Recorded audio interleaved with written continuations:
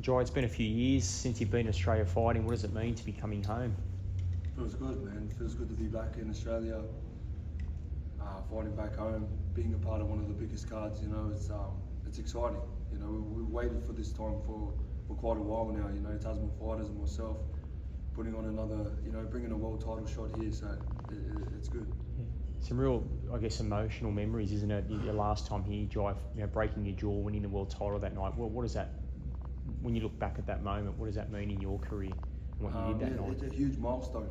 You know, it was a huge step in my career, and you know, to come back to feel like not where it all started, but where a big chapter of, you know, the international sort of took off, and winning the world title, and then being able to bring it back here and defend it against a good opponent. You know, he's #1 mandatory, so it's exciting. You know, these are the fight nights we've been waiting for, and these are the big, you know, Australian fight nights that we've always wanted to take part in. Do you want to make a statement here, Jai? Like, I think he's got early round knockouts. He's pretty dangerous, but do you really want to make a statement for the Aussie fans and put this bloke away?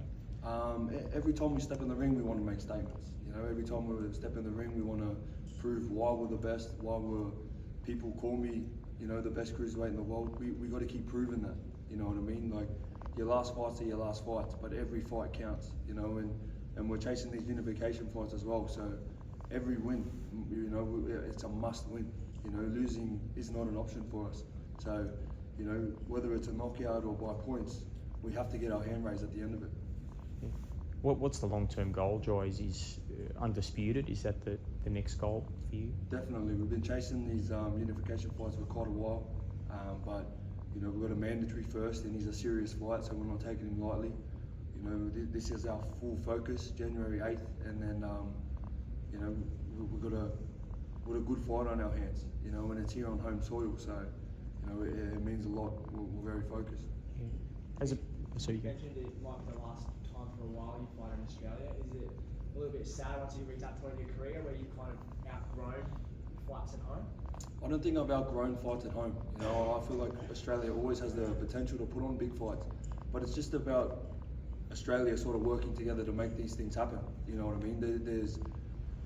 There's more that, you know, promoters and you know, streaming outlets and stuff like that that are here in Australia. They need to work together for these fights to happen. You know, there's more than one promotion that fights here in Australia, and I think Australia needs to see that. So, you know, if we don't do these things and work together and bring these big fight nights here to Australia, then we're going to be forced to sort of have these big fights overseas. But as long as everyone is here for the right reasons and everyone's here to build the sport of boxing, man, this could be a regular thing, you know, bringing these big world title fights here, and these are the things that we're proud of, you know, headlining them, but also opening doors for more fighters. You know, it's a big thing for Australian boxing. Hard to compete with the Saudis at the moment, though. It is, but if we represent and show what our country can do, there's no stopping of why we can't bring a Riyadh season here to Australia. You know, we just need that backing, and that's why we're trying to lay that platform and sort of just get the foot in the door for these things to sort of happen. And I feel like we're getting closer to getting these things done. How have you found fighting in Saudi, Jai? I love it. You know, it's professional. You know, everything's 5-star, from the food to the accommodation to the transportation to being places on time, everything running smoothly.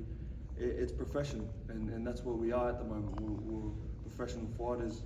You know, we train professional, we live professional, and it's good just to be around other professionals. You're 26-0 now, Jai. Do you feel we haven't seen the best of you yet? Definitely. I feel like we're just progressing. We're getting better. You know, it's exciting. I feel like every fight that I have, I'm learning a lot as well. You know, being back with the old man as my coach, we're progressing as well. We're adding more to the game, so it's just exciting. You know, I keep saying the word exciting, but it is. You know, it's the future. Just who knows? You know what I mean? We actually are capable of bringing big fights here and unifying the division. You know, so it's just huge. So we've got a lot of hard work to do, but it's exciting. Do you think you'll go to heavyweight one day, Jai? Do you think you're big enough to go to the heavyweight? Further down the track, I feel like we'll make that heavyweight move, but you know, we still got a lot of boxes to tick. You know, I make cruiserweight pretty easy. You know, we got, like I said, unification fights, and being the undisputed cruiserweight champion is my goal. You know, and until I've done that, then the heavyweight fights are just talk. You mentioned like a Riyadh season card in Australia. Do you think that's realistic? Is that something that you've spoken with them about? Definitely, it's definitely realistic. You know, and Australia just needs to, you know, show the support and get behind these things. And I feel like just having a full Aussie stacked card of the best fighters fight all the other, you know, whether it just be a 5v5 against like the UK or, you know, anyone, any of them, bring them on, you know what I mean? But the Aussies can do it. And I feel like if we all just work together and the fighters fight on the same cards, it's what it's all about, you know, and we can sort of make history as well as fighters. Would you love to have Tim Tszyu on a card with Definitely, you? man. I'd love to share a card with Tim Tszyu. You know, I've said it a few times, but we've been fighting on the same card since we were little kids. You know, fighting in the same team as New South Wales, and then we worked our way up from a 14-year-old boy. You know, and then I see him headlining cards. It's awesome, bro. Well, you know, me and my team, we back him 100%. So to be able to sort of make history together would be, it. You know, it's from the little kids to where we are now. It's crazy.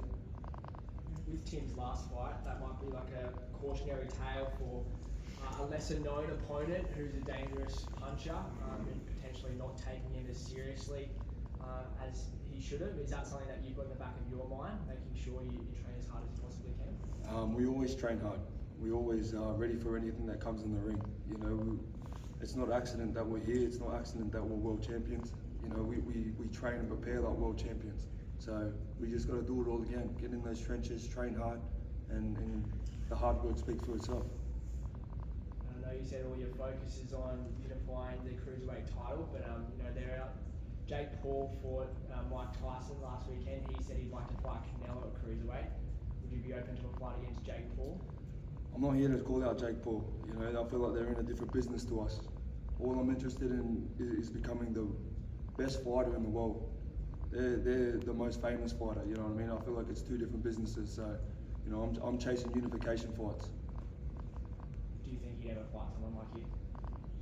Who knows? Good.